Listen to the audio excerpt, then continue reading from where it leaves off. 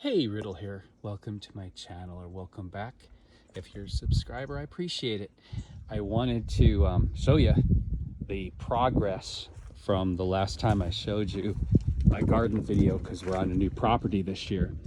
And I had over 70 heirloom tomato plants this year that started at the beginning of the driveway there and then spanned all the way up to here.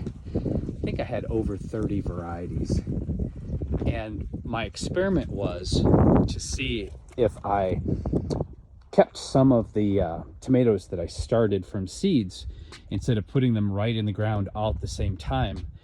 I took about a dozen or so and kept them in their pots and watered, just kept them watered well and fed, and didn't let them flower, because plants have a stress response when they're root bound and they want to flower and make fruit, because it's like a survival move, because they're strangling themselves because their roots have nowhere to grow.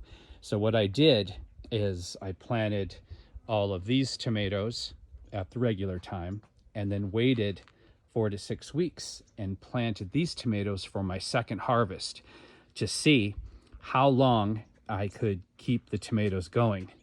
Now, we've had very little rain this year, which is a terrible thing, but it was good in regards to keeping a lot of the vegetables growing, and it really minimized the powdery mildew. Powdery mildew is a fungus that often attacks our gardens starts around late August, September, and this is what it looks like, and it slowly just destroys, usually attacks your zucchinis and your cucumbers first, and zinnias are very susceptible to it, but then it will move on to your tomatoes. So I was battling this with baking soda, and then at one point I just said, okay, do your thing. I've had enough of gardening for this season. But I wanted to show you, because it was an experiment. Today it's almost December 1st, and what you'll experience if you do this in a greenhouse, or if you live in a climate that you could cover it with a little plastic or get away with what I did. These are my late harvest tomatoes that I planted 6 weeks later than all the rest of them. And the interesting thing is that they are not getting the long cycles of sun that they need to ripen in the same way that they would during the summertime, yet they are ripening and they are still alive. And I'm still probably going to get another nice crop from these. Oh, there's one I missed. Look how beautiful that one is. And again, what is today? 27th, 28th, 29th? I kind of lost track of time, but you get the point. I actually was able to extend my tomato crop here in the Central Coast, Northern California, up to and maybe past December. We've had a couple frosts, which you can kind of see the stress on some of the leaves of these tomatoes, but that did not kill them. It just gave them a slight burn. And yeah, I'm gonna probably have enough tomatoes to do another batch or two of sauce and salsa.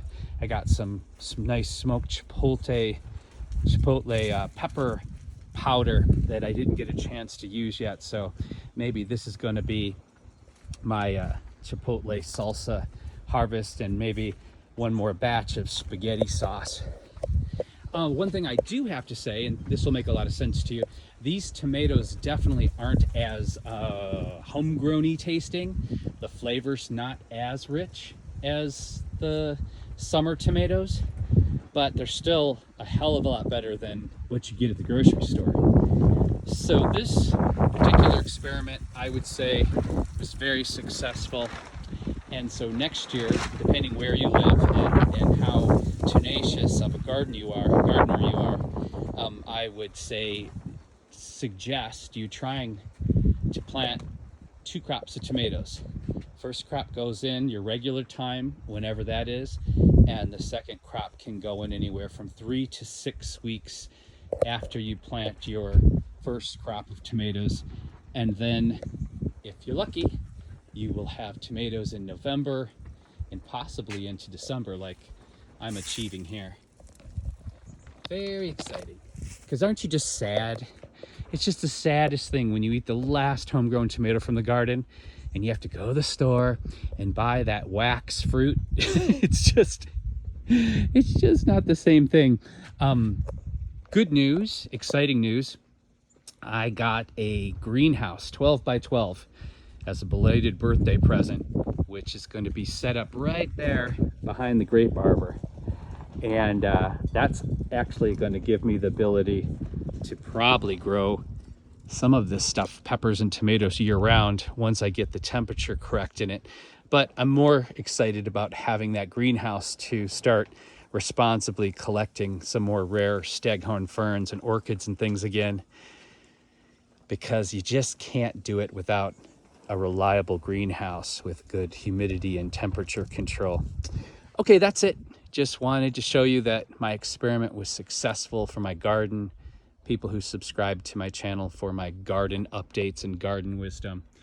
And oh, one more tip. So if you're going to do and try to do an extended vegetable garden like this, depending where you live in the country, as the temperature drops and the days get shorter, one thing that is important in regards to keeping your plants alive and the healthiest they can be is that they need less water.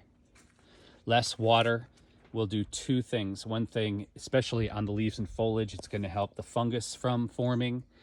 And the second thing, it's going to slow down anything forming in the soil, or the soil getting too wet and cold, and basically telling the plant it's time to die. You're done for this life cycle. And so less water, minimum water will help to extend a winter crop much longer also. Okay, thank you so much for watching my short, money-saving, wisdom-filled videos. And if you get something out of these, please like, share, or subscribe. It helps. I want you to have a great holiday and take care of each other, because that's what really makes our world and our reality what it is. Bye.